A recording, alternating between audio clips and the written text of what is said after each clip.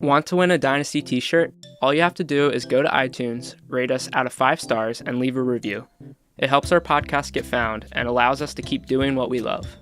We will be giving away shirts to randomly drawn listeners every week, so if you want that shirt, leave a review.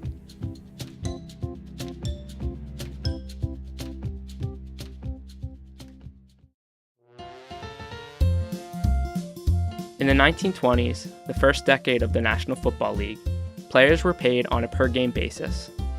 The first big contract went to Harold Red Grange for $100,000, which is about the equivalent to $1.5 million today. Still, by the 1950s, the average player was paid less than $6,000 a year, which is about $60,000 today. The first football players were usually your average guy. They were more athletic and a bit stronger than most, but a lot of players had to work second jobs and certainly weren't training 24/7.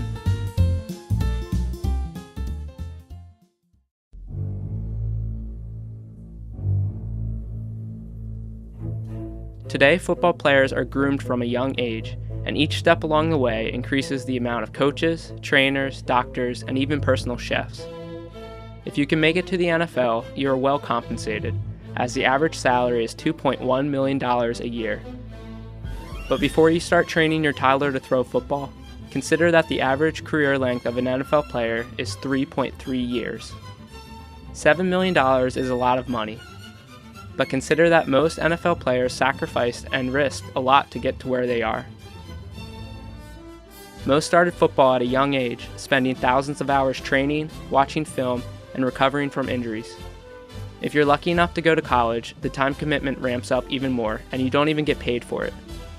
And then if you are one of the 0.09% of high school football players lucky enough to make it to the NFL, your life is football, if it wasn't already.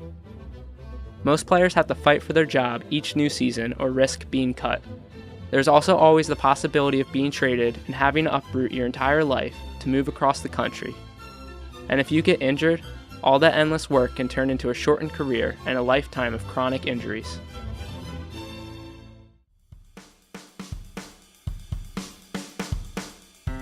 If you're going to build a football dynasty, you better make sure the sport is worth playing.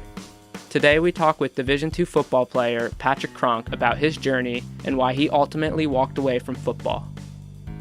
I'm Dylan Garvin, and I'm more interested in the game outside of the game. In this simple sport that involves one ball, 2 end zones, and 11 players, how do you crack the code and build the perfect team? This is Dynasty.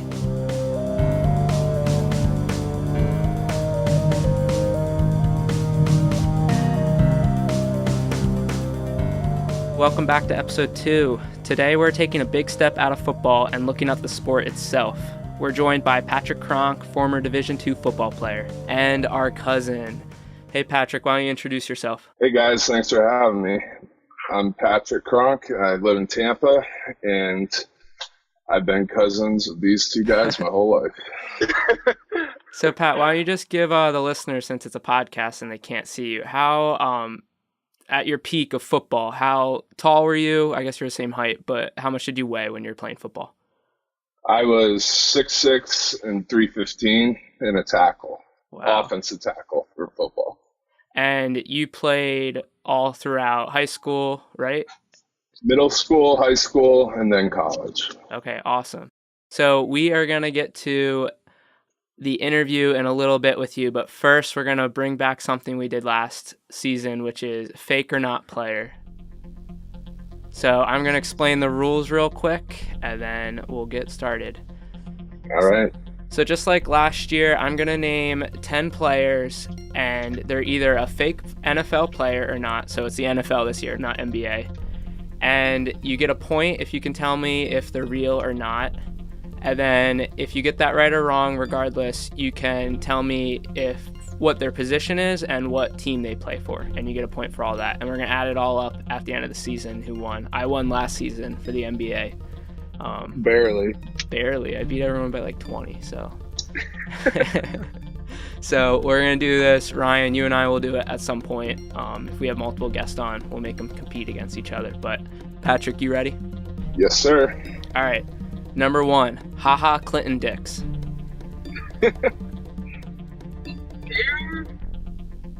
That's a real player. Yes. He's a Point. safety Point. for I want to say, plays for the Packers. Yes. Point. Yeah. All right. Next one. Doug Baldwin. He's real. He's a receiver for the Seahawks. 3 points. CJ Mosley. He's real. He is a linebacker for the Ravens. Yes. Wow. He's Googling these. TJ Griffin. Oh, that's a good idea. TJ Griffin. Fake. Point. Carlos Hyde.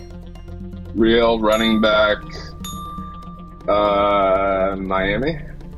I'll give you 2 points. He plays for the Browns. Lane Johnson. Hard Knocks. Lane Johnson. Lane Johnson. Fake. No, he is real. Do you want to guess position and team? Linebacker? No, he is a tackle. And you want to guess the team? Oh, for the Eagles? Yeah. Oh, I don't This guy. Well, you'll know him next week. No, I know who you're talking about now. Okay. Mike Daniels. Fake. No, he is real. Oh. You want to guess his position or team? Mike Daniels. He's a quarterback. No, he's a defensive end. What team? The Packers. Packers. All right. Jalen Ramsey. Jalen Ramsey.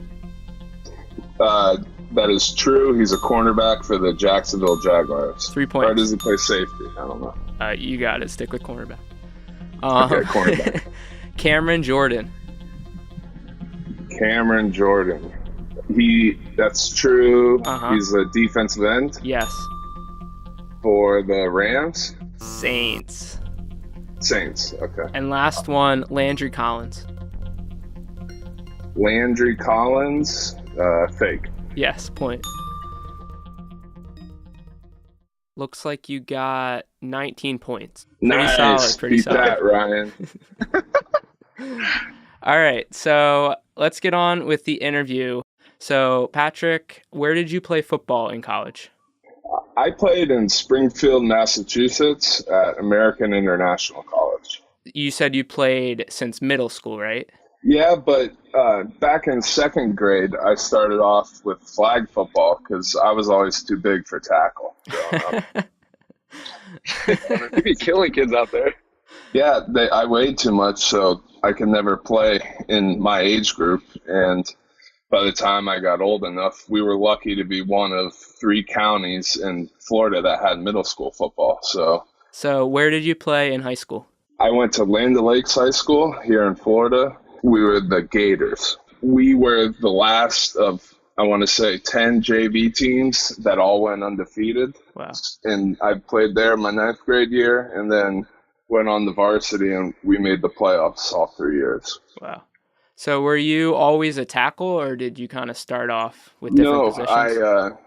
They started me at center back in middle school, but I hated the position, so I intentionally did that, which I don't advise to anybody. But then I moved out and played tackle, and then when I got to high school, we were a power run team, so we had the better offensive linemen in at guard, and that's when I really got to learning. I had a really good high school football coach for offensive defensive line, and I played offensive guard and defensive tackle up until my senior year. And just to explain to people who might not know, what's the difference between a center, a guard, and a tackle? Like, what's their roles? So the center is the guy that gives the quarterback the ball on the first sequence to a play in a game. A guard is going to be the next guy to the sideline. Typically, they do pulling and most of the inside quarterback protection. The quickest way to the quarterback is through the middle. So you got to have, big, strong guys in there that the quarterback can step up into an area if the pocket collapses on him. And the tackle is the last guy in the line of scrimmage, and he tends to be the more athletic between the two, but I know from my experience, it's a lot harder of a position because you're kind of on an island out there. And if you get a fast guy, you got to know what he's going to do and protect your outside. If you get a strong guy, you still got to protect the outside, but then you really got to worry about your inside foot, because that was the one thing I was always taught, is to never let the inside path go as an offensive lineman. So, and we had a good offense in high school and college, so that's what makes offensive line a little bit more fun than defense to me. So when did you realize that you were good enough to possibly make it to college to play football? I'd say my junior year, I went to a satellite camp for Appalachian State, and I was doing really good. It was like a 3-a-day camp. So it was over about 2 hours away from Tampa, and we had like 3 2-hour practices and film in between. And by the end of the first 2 practices, I was probably the best offensive lineman at the camp. And, my coach came over and told me I was possibly going to get a scholarship out of it. And so that was what really kind of opened my eyes, because before that point, I knew I was big, but I didn't know if I was good enough. And so, unfortunately, I couldn't finish the 3rd practice. I got really bad leg cramps, and I had to sit out about halfway through, and that was the final competition. So they didn't really like that too much, and I never heard back from the coaches. But I still knew from my performance earlier in the camp that I had what it took. That shot wasn't meant to be. So after that point, about how much time were you putting into football to try and make it to the next step? I was always putting in a lot of time. It was just my time became better used the longer I went throughout my career. But in 9th grade, we had 10 periods in our high school. So the freshmen didn't start until about 10:30, but the seniors started around 8. And we would take the early bus in with the older kids, and we would work out from like 8 to 10, and then would go to regular school and have practice. So I was about 4 hours, 5 days a week. Wow. And continued that throughout high school with practice and weights. During the season, you're not spending as much time in the weight room, but more. And we had meetings, not as much as college, but definitely a good 4 hours, 5 days a week. And then were your games on Saturday or Friday in the weekend? No, we played Friday nights and had film on Saturday morning. Okay, so you were putting in at a minimum 20 hours a week. Yeah. Okay. Wow. And then working on the weekends. But That's a part-time job. Yeah. Yeah, it gets worse. And so you mentioned injuries. I'm sure as a big guy, it's harder to maintain your body because there's just so much force. So what injuries were you dealing with in high school? In high school, I was fortunate enough to keep my legs protected. I had a couple of shoulder surgeries from a separated AC joint. That's your collarbone and your shoulder socket where they meet. And that was just from, we used to do board drills where they took like a fence board, and it was about 8 inches wide, 8 feet long, and we would line up at the end of the board, and whichever lineman pushed the other guy off the end won. And I made contact directly in my shoulder with another guy almost my size, and both times I felt it right away. It was just like a sharp pain, and then followed by a whole bunch of inflammation and other things that made it more difficult and limited your range of motion. But I was able to finish, every season and get the surgeries in the off season. Mm-hmm. So, and I also had a couple of turf toe issues, and cramping was always a big thing with me down here in Florida. It's like 100 degrees plus 80% humidity, so it feels like it's 110, and you're just dying out there at 2:30 to 5 at practice. We were dark blue helmets, dark blue shoulder pad covers, dark blue pants, and it definitely it made us better though, because when I got up north and later in college, it was a lot easier for me. So I didn't like it at the time, but I'm happy I did it. Yeah, so you spent, like we said, about 20 hours a week doing football, and it sounds like injuries were kind of just part of the lifestyle. So looking back, why did you do it? Was it just the friendship, or were you really passionate about football, or did you think this was a good way Yeah, to at the get to college? time, through those tough days, you always had your doubts, but the camaraderie between the kids on our team was the most fun I think I had throughout my whole football experience in high school. We, grew up together. We all knew each other's parents and everybody in the stands watching us. So it was more of an opportunity to succeed and make everybody happy that really kept us all interested and focused and willing to put in the work it needed to be a successful football team. Mm-hmm. And individually and collectively, I think that applies to the whole game as far as high school football versus college. And I know my love of NFL football, particularly the Buccaneers, has been has been a big experience for me to keep me interested in the game, because going every Sunday and watching them eventually win a Super Bowl, it was a big influence on my life. Yeah.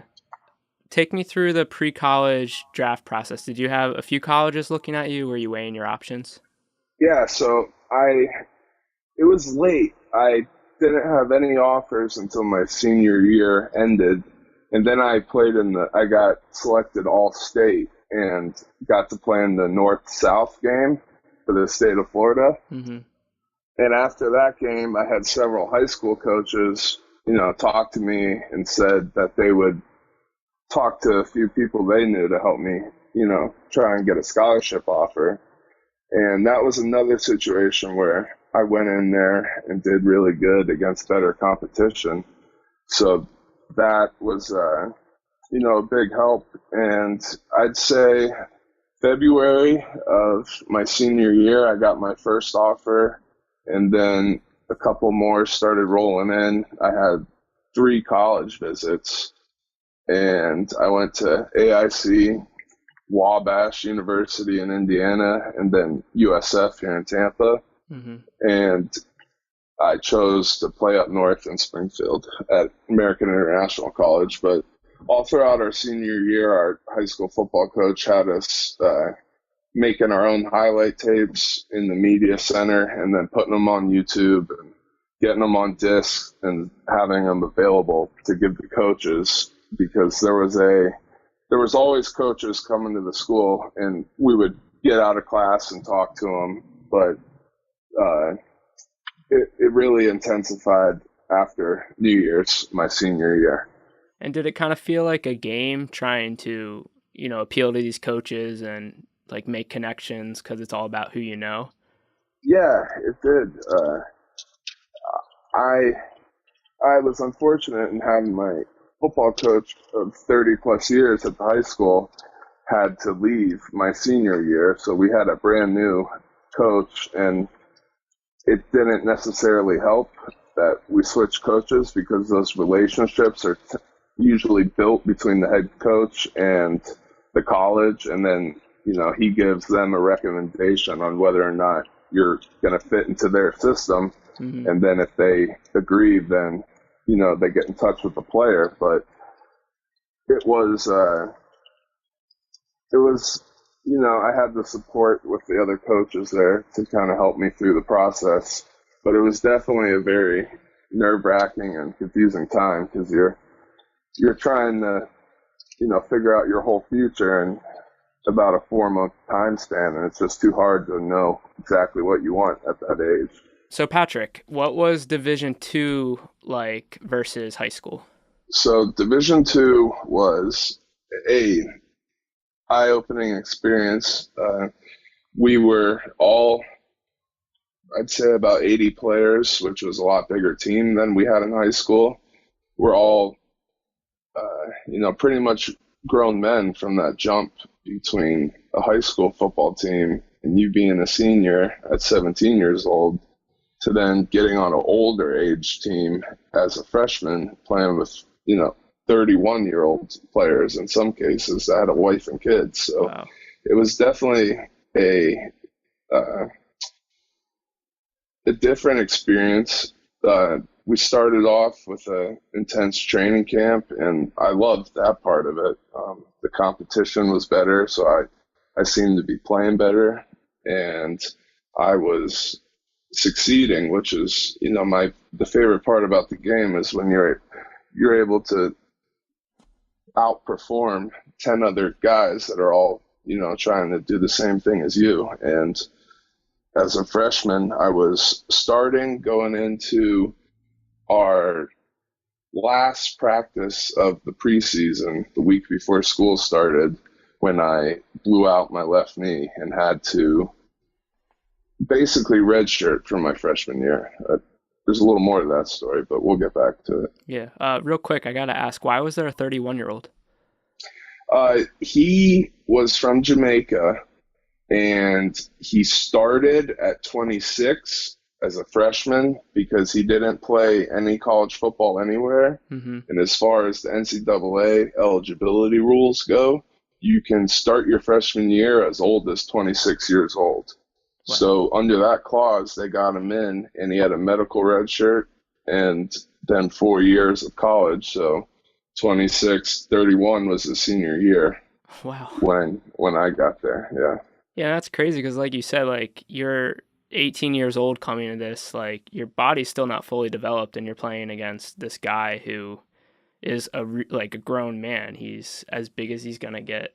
So yeah, it was definitely a motivator for me because it showed you what you had to do to get to that next level, but also when you're successful and that your body's not developed and you're a little banged up, not the best that I could be 100%, but still going out there and kicking butt is fun. Yeah.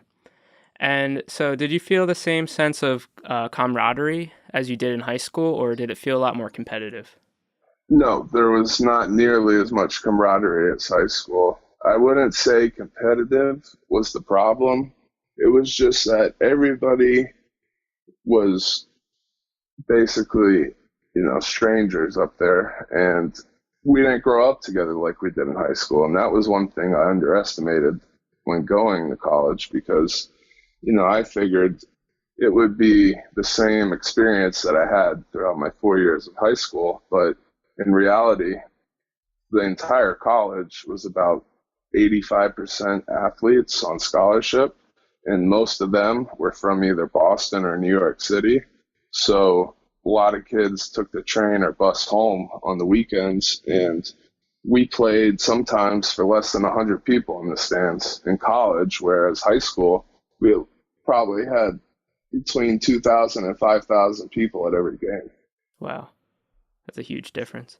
Yeah, and, it was just a lot more of a chore than working out in high school. That was more of a fun thing you did with your friends, where this is not necessarily the most fun football there is, but at the next level, it seems to get a lot more exciting in the NFL. So that was what I was holding out for.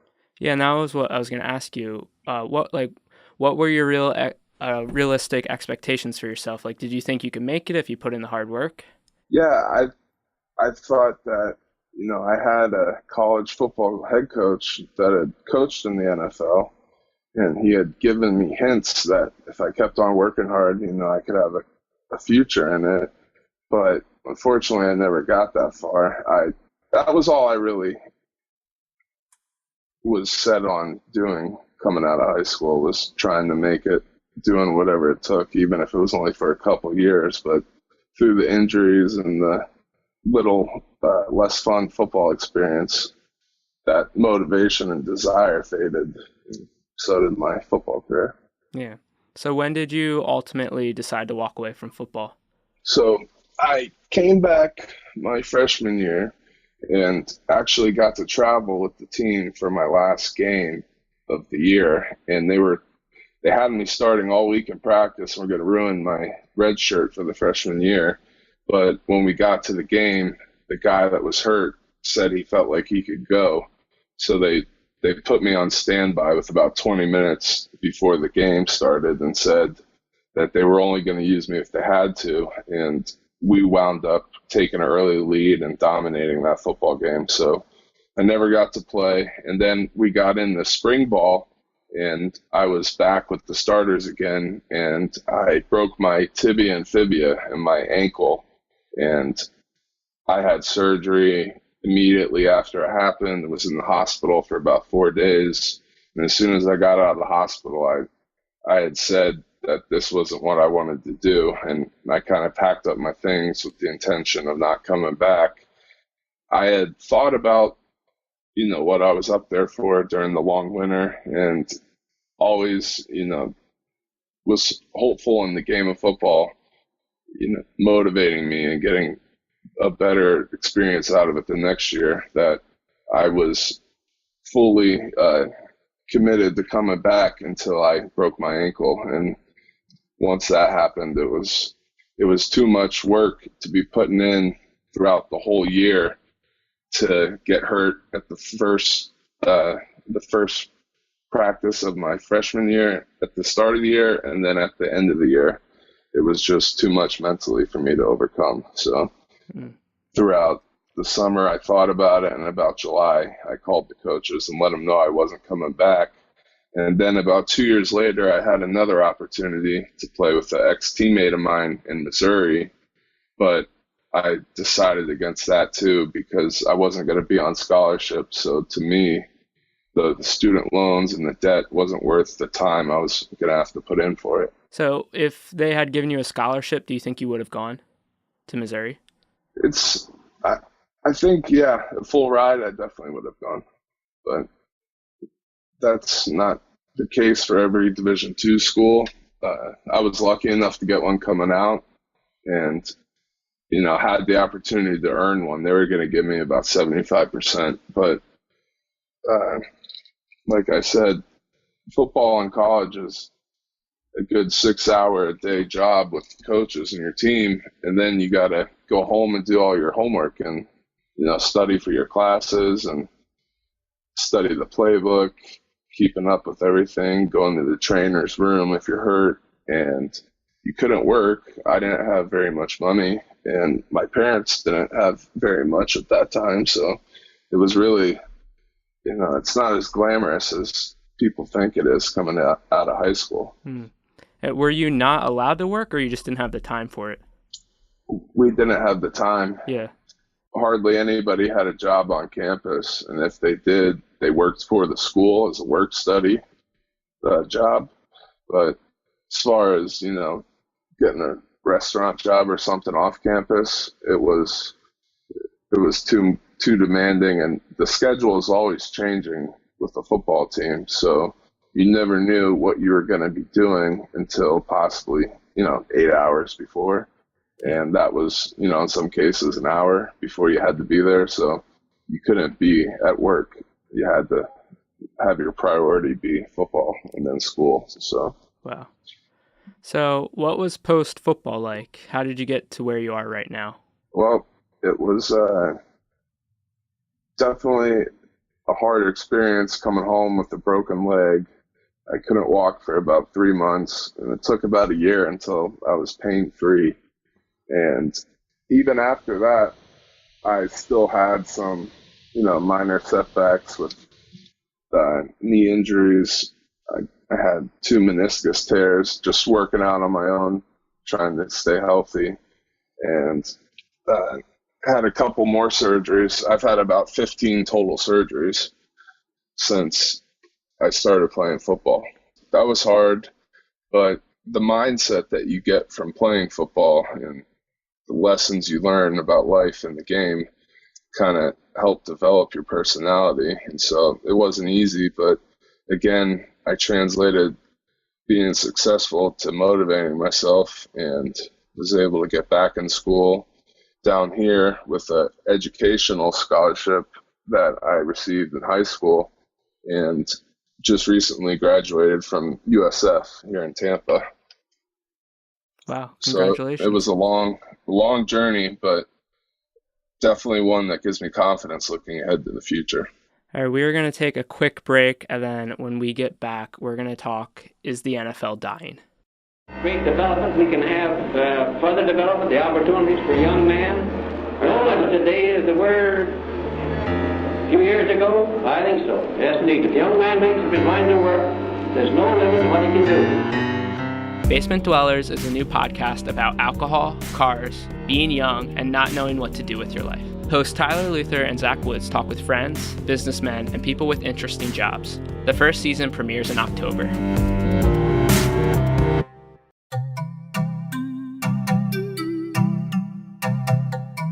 Hey, it's Ryan. This show is only possible because of Studio D. They handle everything from planning the recording to getting the episodes into the ears of our listeners.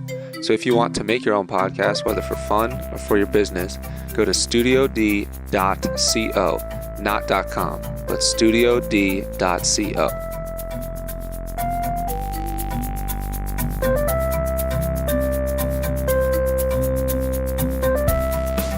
Welcome back. So we had an awesome interview with Patrick, and he is going to keep talking with us as we do our kind of normal show and just talk about stuff in the NFL. So let me pose this question to you guys. Is the NFL dying? It's a good question, Dylan.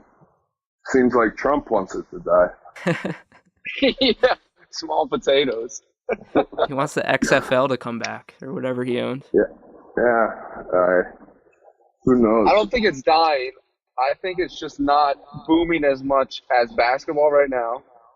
And I think it's becoming a little stagnant with its players and everything going on. But I don't think it's dying off. They're not like, people aren't turning away and they're losing a lot of money. Like, I think they're just becoming very polarizing, and people are paying attention to it more than before when they did that.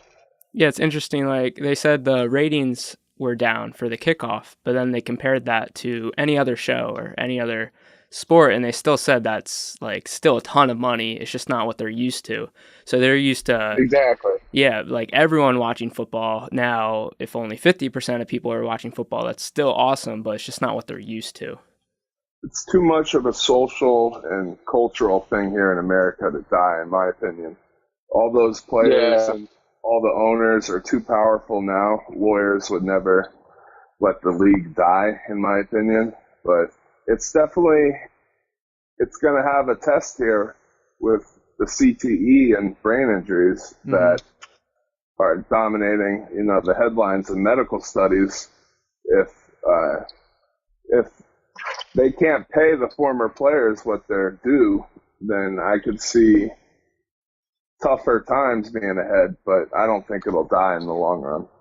The kids that are enrolled in playing football, it's a higher number than what it's ever been. More kids are exposed to the sport at a younger age, so you're going to have more and more athletes to choose from, which is, that's the main driving force of the sport. So people that don't want to play or choose not to, that's their choice, obviously, but there'll still be a bunch of athletes that are going to try and pursue the NFL. Yeah. Well, I think to counter that, like you said, basketball is growing, and I think basketball is becoming more of an international sport than football ever was. And you see like people from Argentina or France or Germany, like all these people are coming over who play basketball. And you don't really hear about a lot of guys coming over to play football. Like there's the occasional like Australian rugby player who's trying to make the 49ers, but it's not like these star players are from other countries. For the most part, they're from America. And I worry that it could continue to dilute because parents might say, hey, we don't want you to play football. Like imagine if Odell Beckham Jr. or Antonio Brown, if their parents said, hey, you should play baseball. Because honestly, they're athletic enough. These top athletes, they could probably play other sports. So I think if you give them other options, ultimately talent can drain from the league. I think football has the most players, though, in high school out of any sport, with a pool of American kids. You think about every high school team, they have JV and varsity, that's at least 100 players, maybe more. And that's way more than a basketball team. That's going to have, 11 players. And those numbers, I think, translate to why there's less foreign kids coming to play football and more foreign kids coming for the other sports, because there's a better chance of them making it to the top level. And, the pay is better for baseball, for basketball. They all make a lot more money than football players. Yeah. And speaking of money, I wanted to talk about Le'Veon Bell. So it came out that he was not going to show up for practice or for workouts and training, and everyone was like, "Oh, but he'll be back for the start of the season because he wants to make his money." But he basically said, "No, it's more important to me to make money long term than to make it this season." And ultimately, he's protecting his health and his financial side and kind of giving up on his teammates. That's what some people are saying, but other people are arguing, hey, he only has like a few years left. He should be able to get as much money as he wants, and the Steelers should really give him that security if they really want him to play. So what do you think about it, Patrick? Well, I think he is a guinea pig for the new CBA signed between the players and the league. They tried to get rid of the whole holdout period by guaranteeing structured contracts as rookies, and then that would leave more money for the older veterans. And he's really the first guy to not get that big payday before the season started. Now, I think he's foolish to miss out on 14 million years of his, he only has probably 5 to 8 years left to actually earn money. So missing out on that big chunk of money could hurt him in the long run. But in the other side of it, I get protecting his body and trying to only play if it's at the price that he values himself at. So it's a tough situation, but it'll be interesting to see how it pans out. I read an article that Maurice Jones-Drew wrote, and he was saying, he was basically supporting Le'Veon because he said, I know it's important to support your teammates, but around his second to last season, or his last season, he was holding out because he wanted a new contract, and he was Maurice Jones-Drew, so he was a good football player at the time, right? This was probably about like 2008 to 2010, I forget exactly. But basically, he was holding out, and then right before the season started, he said, all right, I'm going to come back because I want to support my team. And shortly into the season, he injured his foot, got a Liz Frank injury, and he never played football again. So his argument was he should have protected himself because as important as the team is, as soon as you get hurt, the team's not going to look out for you. They're not going to, pay you out because you put your body on the line.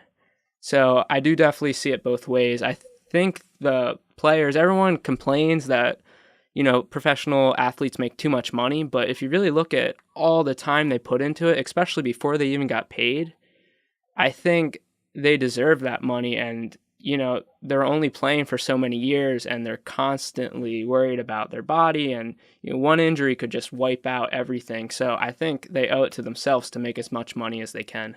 Yeah, if you look at it in the context of CTE, that's a lifelong progressive illness that unfortunately these guys don't know if they have it, and their bodies are only going to break down from the time that they're playing in the NFL to their aging process. So you never know exactly, what problems you're going to encounter and how much that time was worth it to you until you're eventually done. But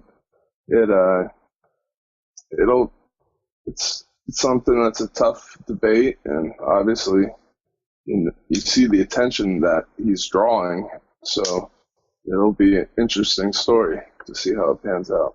So last question, would you let your kids play football? No, that's a good question. I've been thinking about it, and I think it depends on their passion for the game. If that's what makes my son happy, then I'm not going to deny him of that, but I'm going to inform him of all the, the problems that can come from it. And encourage him to play multiple sports. I don't think that's bad for any kids. And to help them, keep a mindset that football is a very hard position to be or hard sport to be successful in, and the odds aren't in his favor. So to always have a backup plan, to never have football be their whole life, and as long as they're good in school and have other interests, then I'm fine with allowing them to play football. But I would always want to keep them informed and try and be their second opinion, and always looking at things from a long-term point of view, because I think that's something young kids don't ever look at, is what the long-term impact is, and that's something I wouldn't want my kids to struggle with.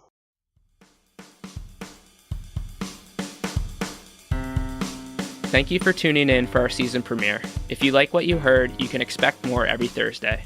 You can also check out season 1 if you missed it. It's about the NBA. You can follow us on Twitter and Instagram at this_is_dynasty and find our episodes anywhere you get your podcasts. If you want more, please leave us a review on iTunes and tell your friends.